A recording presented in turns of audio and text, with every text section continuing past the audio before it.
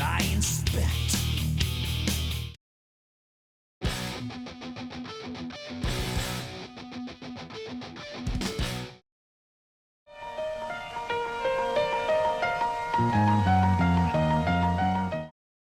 April 11th, 1983, was a day that, perhaps without anyone expecting it, played a huge role in the development of thrash and subsequently of global heavy metal.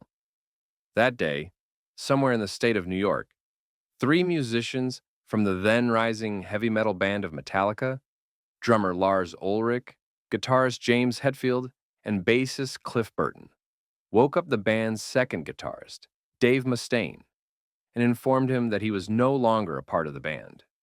The reason wasn't exactly that he was drinking or taking drugs, because everyone did that, but that when he did, he became violent towards anyone he encountered. He was, in his own words, a violent drunk, and in his former associates' eyes, a liability. Perhaps without even understanding himself what was happening, he started gathering his things and his guitar, and asked when his flight to California, where he lived, was leaving. The others informed him that there was no flight to California, but a bus ticket they had bought him for a 4-day trip across America. Oh yes, the bus was leaving in an hour. This behavior from his former bandmates, coupled with the fact that his replacement had already been found and would arrive in New York 5 days later, ignited a huge anger within him, an unquenchable hatred, and such a strong desire for revenge against his old band, that it would become the fuel that would motivate him and define his career for many, many years to come. Needing something to read during the return trip, his eye fell on a pamphlet from California Senator Alan Cranston, which read, "The arsenal of Megadeth can't be rid no matter what the peace treaties come to." The word Megadeth made such an impression on him that he decided to write a song with that title, after first dropping the A from the word. For the record, the song he wrote found a place, under a different title, on the album So Far, So Good, So What, which was released 5 years later. A few weeks after returning to California, he was working in his Hollywood apartment when he heard a very loud bass noise coming from the apartment directly below. He shouted at his neighbors to stop, but nothing happened. Finally, as angry as he could be, he grabbed a flower pot and threw it at the air conditioning unit right below him. A little later, two young men knocked on his door. They were the ones making the noise and asked where they could buy cigarettes. He told them at the shop across the street and closed the door on them. They insisted, and eventually, he let them into the apartment, where it turned out he was auditioning musicians and writing songs for his new band, which would be called Fallen Angels. The two young men were also heavy metal musicians who had recently moved to LA from Minnesota. One was guitarist Greg Handevidt, and the other was bassist Dave Ellefson. Soon, the three became friends, and eventually Mustaine suggested they join his band. Handevidt immediately accepted, but Ellefson was hesitant, as he had already enrolled in a music school and knew that committing to a band would drastically change his life. He finally agreed, and the three of them became the band's first lineup. Later, Ellefson would claim that Handevidt was the one who suggested the title of the Megadeth song be used as the band's name, changing the more common Fallen Angels. As is often the case in these situations, the irony was that Handevidt would remain in the band for only a few months, while the initially hesitant Ellefson would become the musician who stayed in Megadeth the longest after Mustaine himself.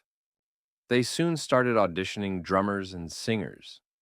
It is said that they auditioned around 15 drummers, as they were looking for someone who understood changes in musical meter, so they could play the complex and technical elements that the songs they were preparing contained. Finally, in late 1983, they ended up hiring Lee Rauch. As for the singer, after a 6-month search, Dave Mustaine decided to take over the vocals himself. With this lineup, in early 1984, they recorded their first demo, which contained 3 songs. This demo, titled Last Rites, will be released on March 9th, 1984. As the band was preparing to record their first album, it was clear to the band's leader that they needed a second guitarist, but he couldn't find one he liked. In fact, for the band's first show on February 17th, 1984, at Ruthie's Inn in Berkeley, California, the position of second guitarist was filled by Kerry King of Slayer, who played a total of 5 shows with Megadeth before returning to his regular band. Looking for a stable lineup that satisfied him, Mustaine decided to fire Rauch and hired jazz fusion drummer Gar Samuelson, who officially joined Megadeth on October 24th, 1984. One of Samuelson's old bandmates in the jazz circuit, guitarist Chris Poland, went to see his old friend's new band play at a club. And as soon as the show was over, he decided to go backstage and audition for the lead guitarist position right then and there. This audition was successful. And so in December 1984, Chris Poland became the second guitarist for Megadeth. Finally, it should be mentioned that there is a disagreement in the memories between Mustaine and Ellefson regarding who played drums on Last Rites. If you look at the dates, it can only be Lee Rauch, which is what the frontman also remembers. Ellefson, however, claims that the demo was recorded in the summer of 1984, and the drummer was Gar Samuelson.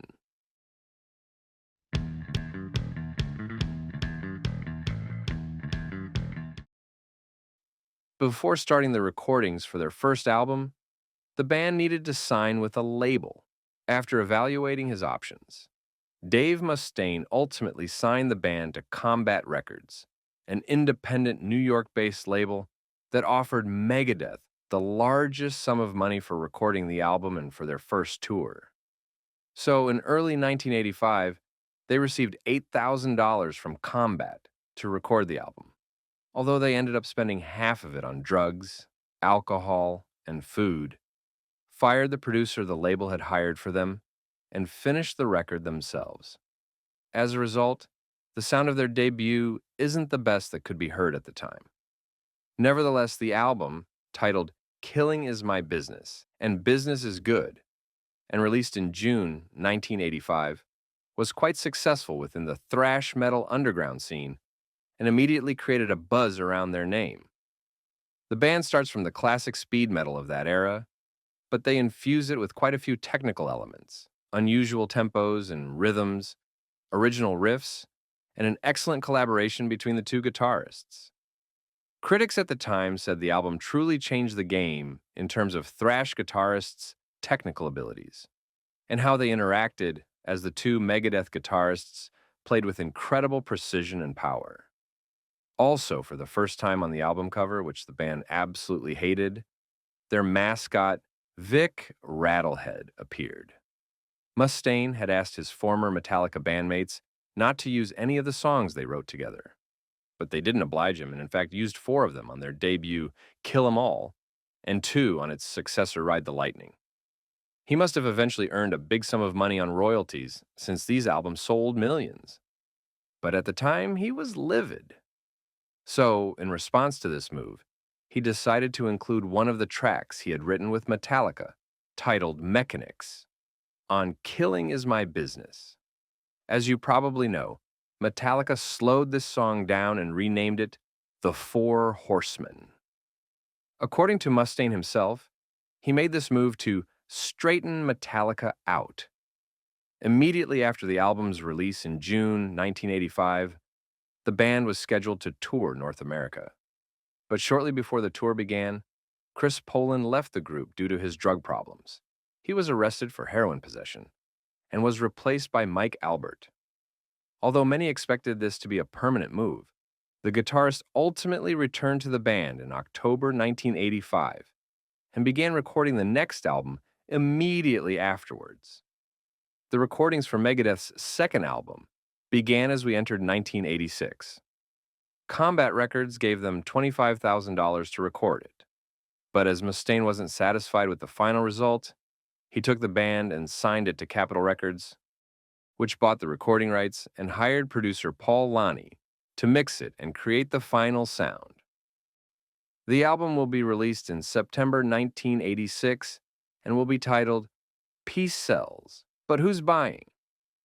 As a result of the new mix, it will have a cleaner production and a better sound than the debut.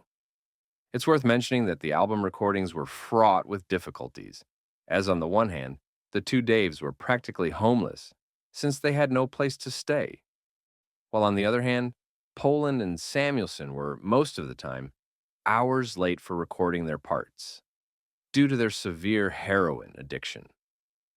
Anyway, none of that affected the final result, which marks Megadeth's first major artistic and commercial success. The songs on the album flow much more smoothly than on their debut.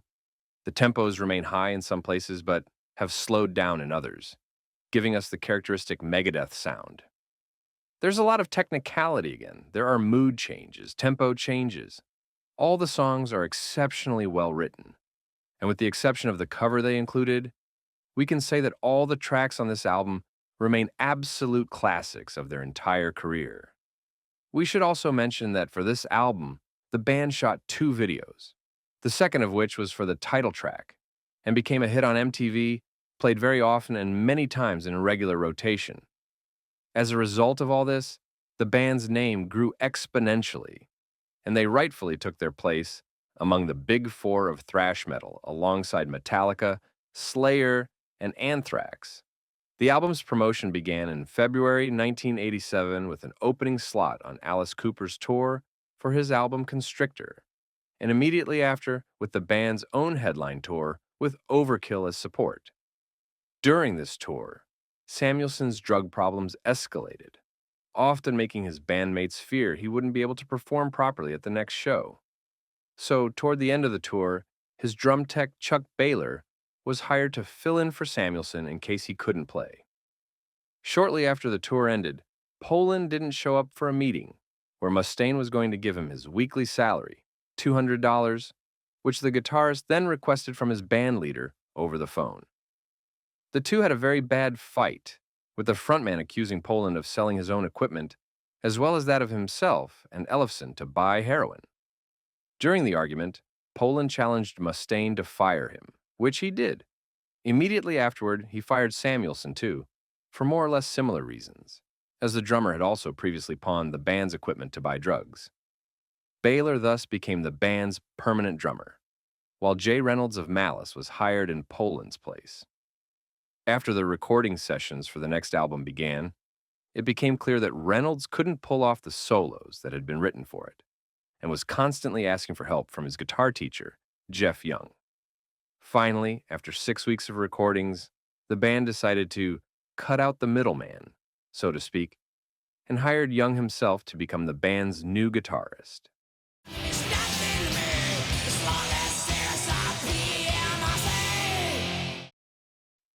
Having a major company's budget at their disposal for the first time, Megadeth had entered the studio in the second half of 1987 to record their next album with producer Paul Lanny, the same person who had done the remix for Peace Sells. The recording took 5 months and was marred with problems, besides the changing of the band's second guitarist. They stemmed mostly from Mustaine's own drug addiction and his constant disagreements with the producer. The techniques Lanny used in the recordings were often considered eccentric, something the frontman didn't like at all. Things came to a head when the producer, seeking greater inspiration, took the band from California to a studio on the other side of the U.S. in Woodstock, New York, to remix the album. When Mustaine saw Lanny in his underwear, feeding an apple to a deer one morning outside the studio, he got so angry that he fired the producer, took the band, and returned to Los Angeles, where he handed over the reins of the project to Michael Wagner. In the future, the frontman will criticize both the album's production, which he says was horrible, due to the band members' drug problems and their priorities in life, and Wagner's remix, which the Megadeth leader considers responsible for what he calls as the muddy feel of the record. The album, titled So Far, So Good, So What, will be released in January 1988, and will be another commercial success for the band. Artistically, in my opinion, it was clearly inferior to the previous one, mainly due to the inconsistency in the quality of the songs. Killer tracks that perfectly represented the Megadeth sound shared the album's grooves with mediocrities like, for example, the pointless and uninspired cover of the Sex Pistols, Anarchy in the UK. Immediately after the album's release, a major world tour will begin, lasting almost 8 months. During this time, they will open for Dio and Iron Maiden, and they will also headline in both America and Europe. Two significant highlights of the year for the band were their appearance in Penelope Spheeris's infamous documentary, The Decline of Western Civilization, Part 2, The Metal Years, which Mustaine ultimately didn't like when he saw that most of the other artists appearing were from the glam metal scene, and their performance at Monsters of Rock in August 1988 in front of over 100,000 fans. Normally, the band was supposed to participate in the tour that followed the festival, but after only one show, they withdrew because Ellefson, now facing severe drug problems himself, decided to enter rehab. So the band had to return to the US immediately. At the end of the tour, Dave Mustaine, continuing a sort of tradition, fired both Baylor and Young. The drummer was fired for roughly the same reason Samuelson was, the only difference being that he was addicted to cocaine and not heroin. During the tour, the band's frontman had realized that something wasn't right with the drummer, and again, put the tour's drum technician, Nick Menza, on standby to replace him at any moment. Finally, in early 1989, Baylor was officially fired and replaced, obviously, by Mensa. As for Young, there are various versions of events about what happened. A story circulated that he left because he hit on Mustaine's then-girlfriend, something he has repeatedly denied. The band's frontman later claimed that after a tour in Japan, the guitarist ran out of heroin and forced the band to return to America, canceling an Australian tour. Young has vehemently refuted this, saying he was straight edge, didn't even drink or smoke, and that Mustaine was the one who canceled the tour. In terms of musical activities, 1989 would be the quietest year for Megadeth up to that point, as the only thing they did was record a cover of Alice Cooper's No More Mr. Nice Guy, which was used on the soundtrack of the film Shocker. During the filming of the music video for the song, directed by Penelope Spheeris, it became clear that Mustaine's drug problem had spiraled out of control. The fact that the music video was even filmed was an achievement, as the guitarist was unable to mimic singing and playing guitar simultaneously due to the drugs he had taken. Shortly after, the Megadeth frontman crashed his car into a parked vehicle and was arrested for impaired driving. In the subsequent examination, 7 different types of drugs were found in his system, and he was forced by the authorities to enter a rehab center, the first of 15 times he would do so. He would eventually clean up, for the first time during his musical career.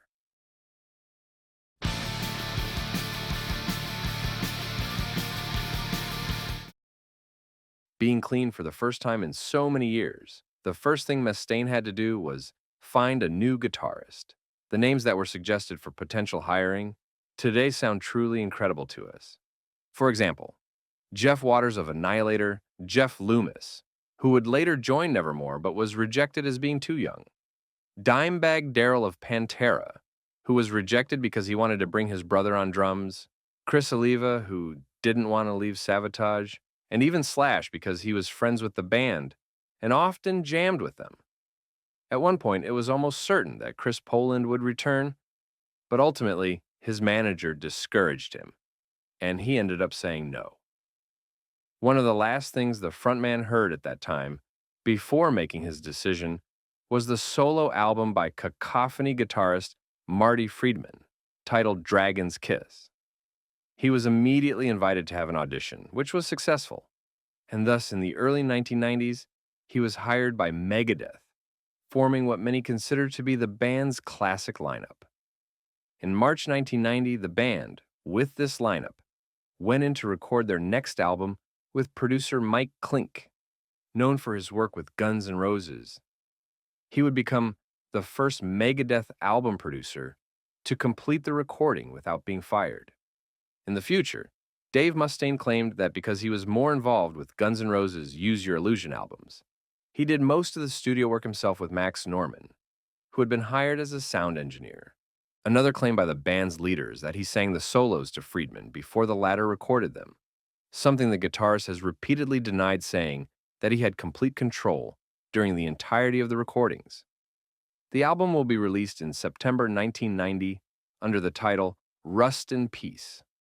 For many, this isn't just the best Megadeth album, it's perhaps the peak moment for all the initial era of thrash metal. It takes the technical playing we knew the band was capable of to an even higher level, while simultaneously being full of songs so well written that they immediately stick in your mind, which is usually not the case with very technical albums. The new lineup is performing at a very high level, the sound is excellent, and the songs included on this album will also become absolute classics in the band's history.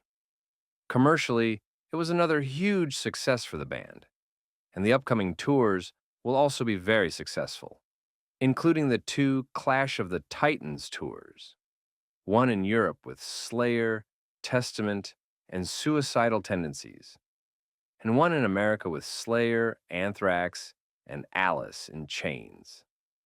They will also open for Judas Priest on their Painkiller tour in late 1990 and perform at the Second Rock in Rio Festival in Brazil in January 1991.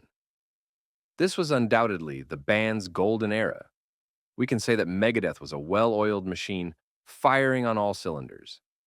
The songs for the band's fifth album were written in two different sessions. The first in August 1991, right after the end of the American Clash of the Titans, and the second in the fall of '91 after a month-long break.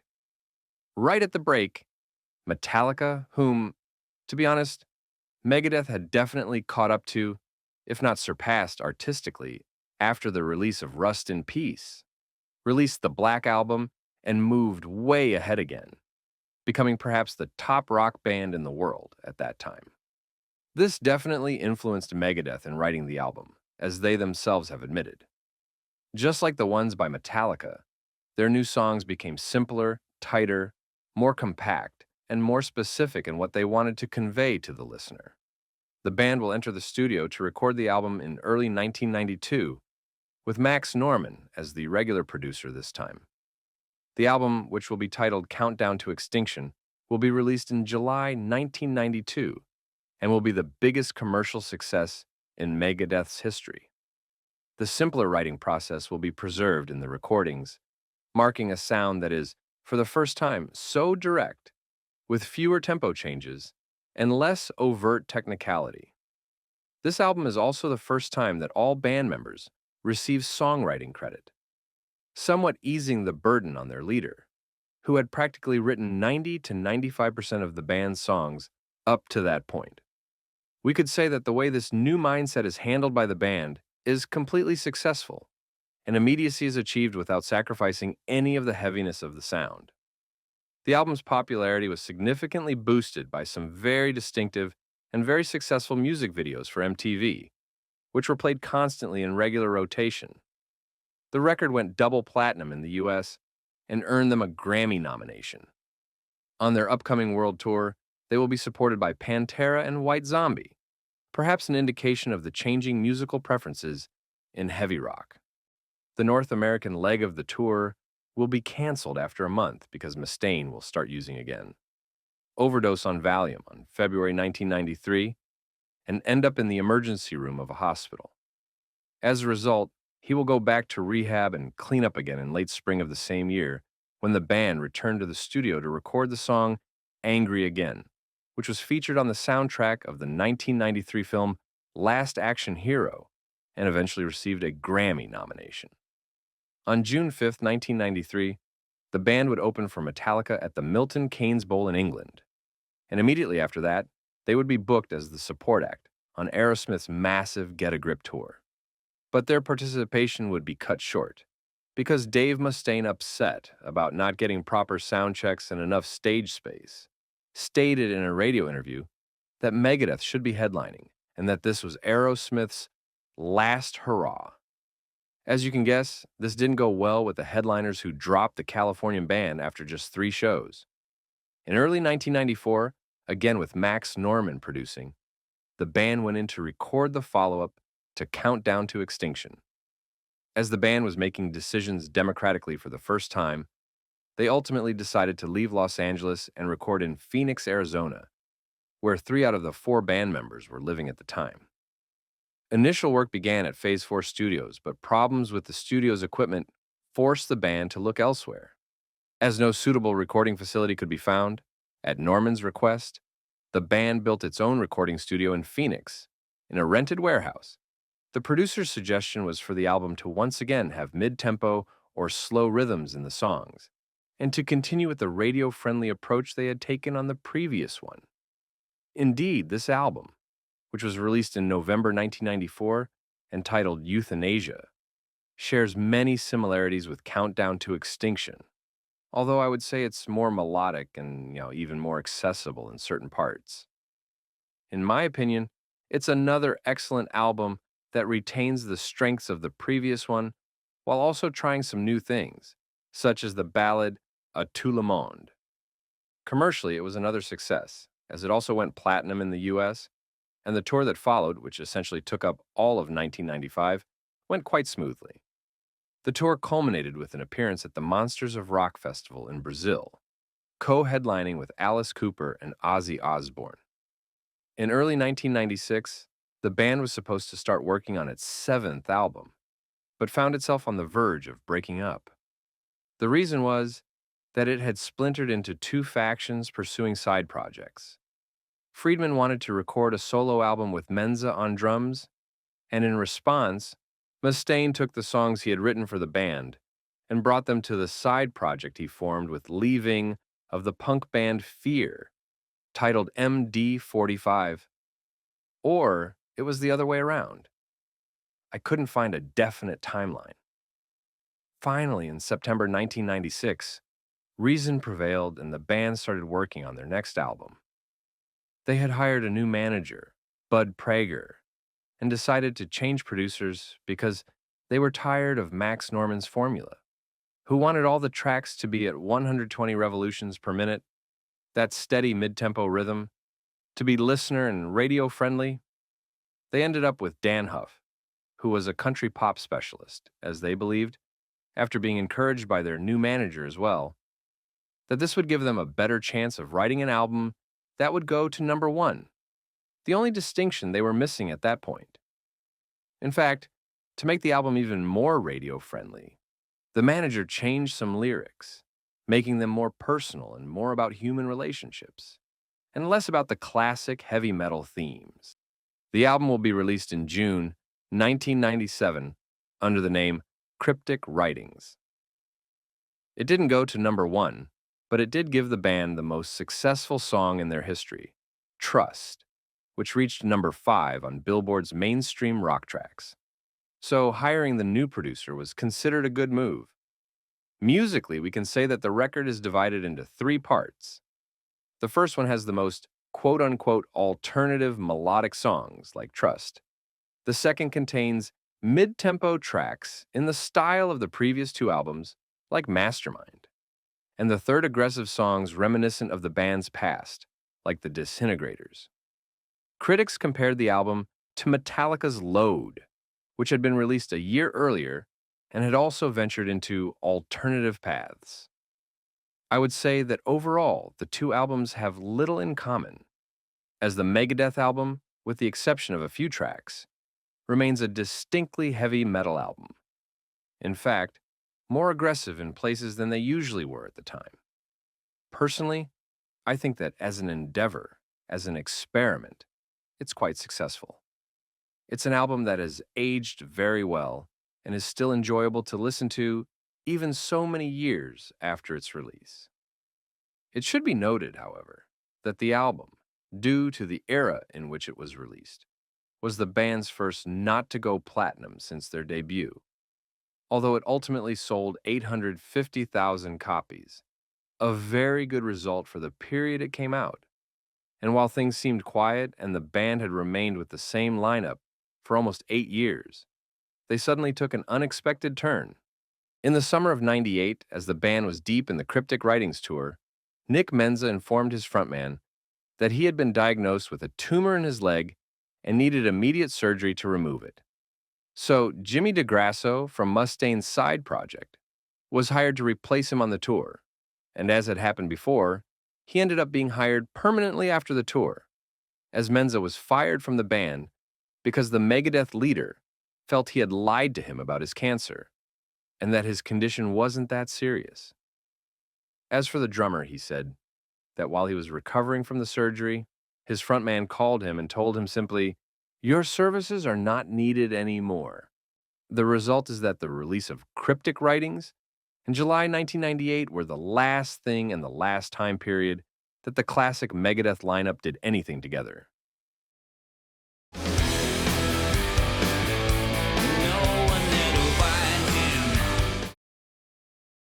In January 1999, the band entered the studio to record their next album.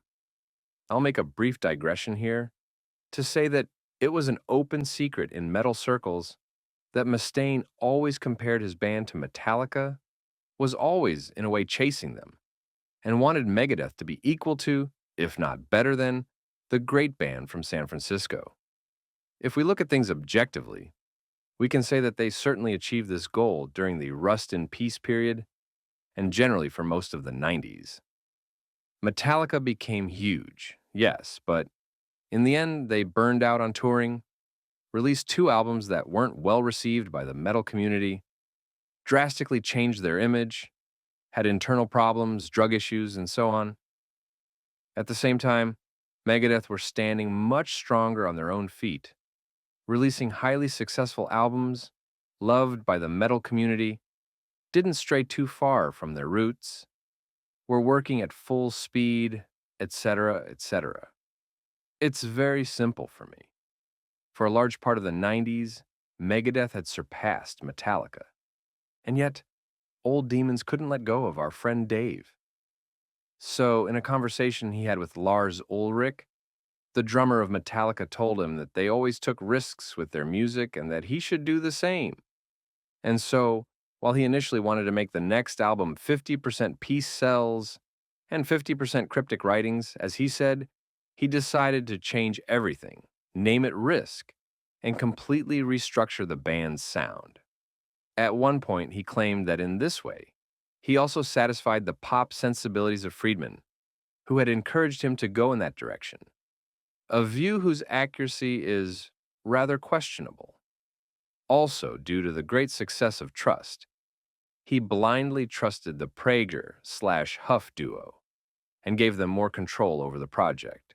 For example, the manager received composer credits on 5 out of the 12 tracks on the album. Result? The album, which was finally released in August 1999, was truly like it had been made by a different band. It had no metal in it at all. It was a simple rock album without aggression, which received huge criticism from both the metal community and journalists. Commercially, it didn't do well at all and was generally considered a resounding failure, an undeniable fiasco. Listening to it today, I'd say it isn't that bad, but simply an album that should never have been released under the name Megadeth. It was impossible to be loved by an audience that had been raised on a specific sound and revolved around a particular scene. The band completely misjudged their fans' tastes and paid the price. During the subsequent tour, the band's former drummer, Gar Samuelson, died of liver failure at the age of 41, and the Megadeth frontman dedicated the band's performance at Woodstock 99 to him. 3 months into the tour, Marty Friedman announced his resignation from Megadeth. Many things contributed to his decision. His disappointment with the band's sound, which he called boring and gray, the band leader's decision to cut his solo from the song Breadline on Risk and replace it with his own, a severe panic attack he had at Christmas 1999, and his interest in Japanese music. In his autobiography, he states that he blames himself for not leaving the band in the nicest way, but he felt that this was the only way to go at the time. In April 2000, the band quickly returned to the studio to smooth over the bad impressions left by Risk, with Al Pitrelli, formerly of Savatage and the Trans-Siberian Orchestra, as the new guitarist for the next album, which the band had promoted as their big return to metal. Around that time, after 15 years with Capitol, they switched labels and signed with Sanctuary Records. The album's release was put on hold so they could participate in the Maximum Rock Tour, where they ended up sharing the headliner role with Motley Crue. It will finally be released in May 2001 and will be titled The World Needs a Hero. Mustaine, who had fired both Prager and Huff, had written all the songs himself and did the production on his own. The album won't be the big comeback everyone was expecting. The band is definitely returning to metal, but the album just isn't as good as it was hyped up to be. It had some strong compositions, but overall it seemed uninspired and quite below the standards we were accustomed to during the golden age of the classic lineup. The tour that followed was interrupted at some point as a result of the September 11th attacks and was never completed, although the band did play some shows in Arizona in November 2001. From then on, entering 2002, a series of events began that led to the band's dissolution.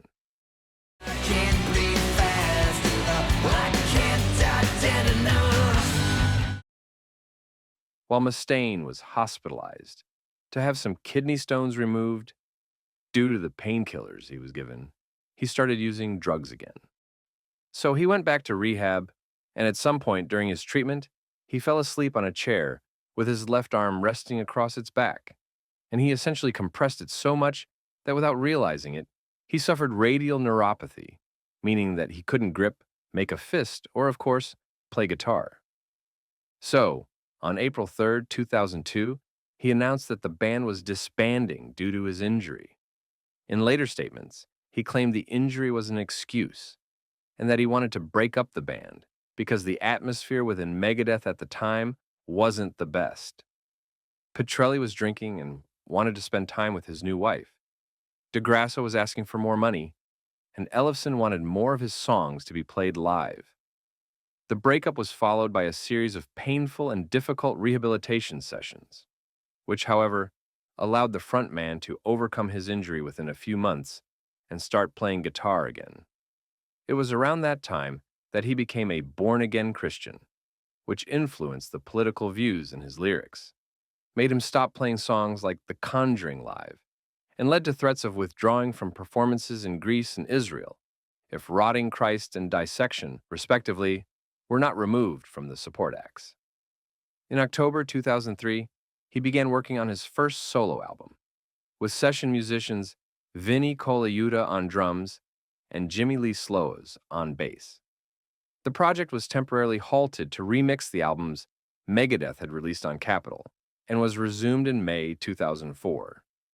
Due to obligations with the band's then European company, it was decided that his solo album would be released under the name Megadeth. His first and main thought was to reunite the classic lineup from the 90s. He quickly reached an agreement with Mensa, but he was never able to come to agree with Ellefson and Friedman. Of course, in a classic Mustaine move, he fired Mensa just before rehearsals for the new album we're about to start because, as he said, he wasn't physically fit to go on tour in America.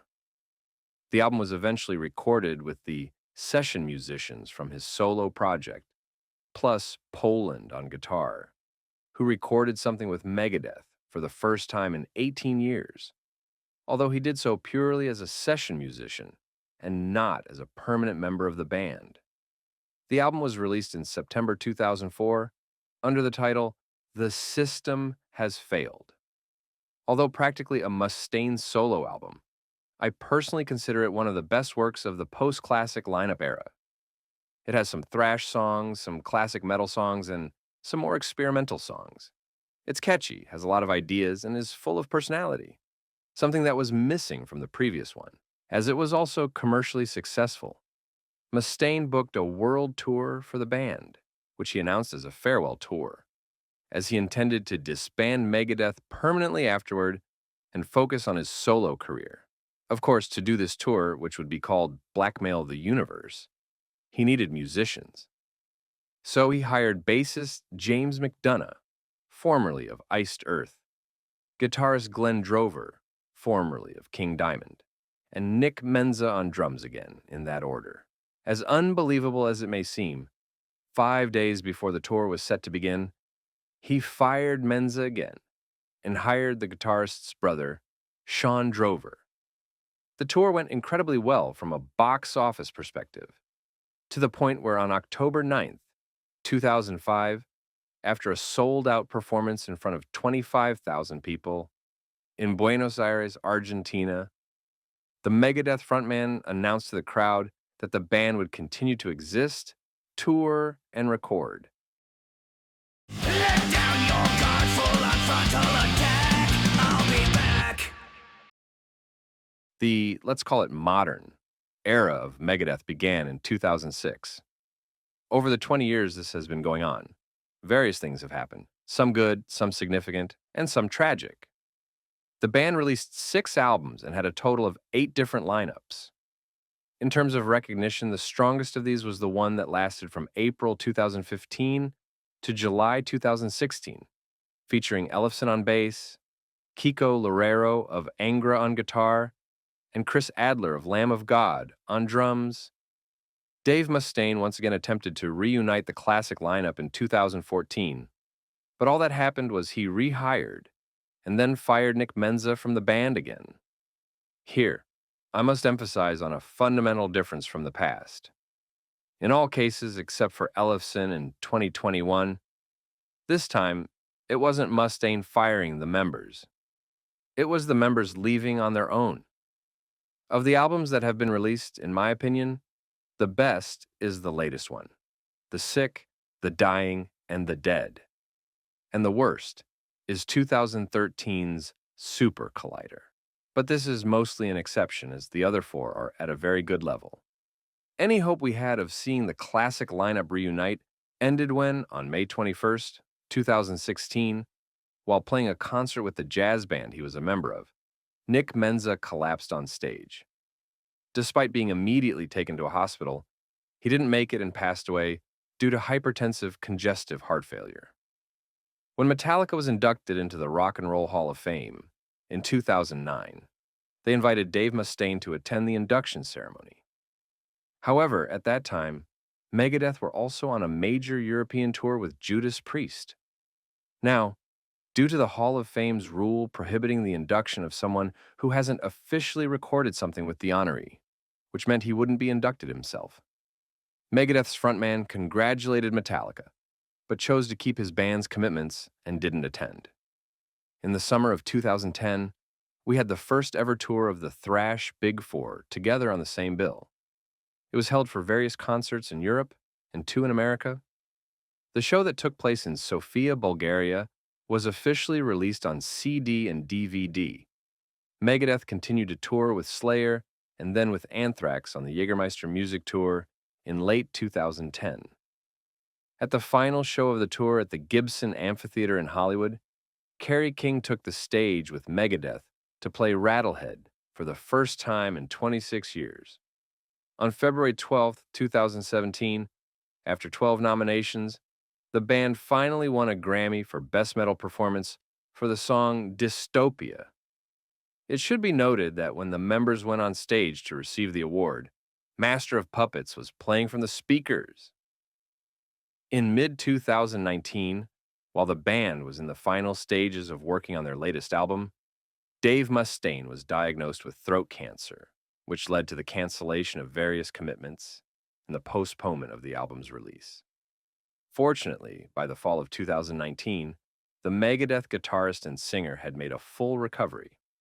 In May 2021, various sexually explicit videos surfaced online showing Dave Ellefson engaging in sexual activity with a young fan. Initially, there were suspicions that the girl was a minor and that there was some form of coercion. It quickly turned out that neither was true. The girl was 19 years old, and the contact was consensual. Despite this, Ellefson was fired from the band, with Dave Mustaine stating that he would never return to Megadeth again. Not only that, but he deleted all the bass tracks that had been written for The Sick, The Dying, and The Dead, and replaced them with new ones, written by a session musician whom he initially kept hidden from us, until it was revealed to be Steve DiGiorgio. In 2023, Marty Friedman shared the stage with Megadeth, once in Tokyo and once at Wacken, for the first time in 24 years, playing various songs with them. Dave Mustaine had said that the band had 3 more albums to give to their audience, and in fact, they plan to complete one of them in 2025.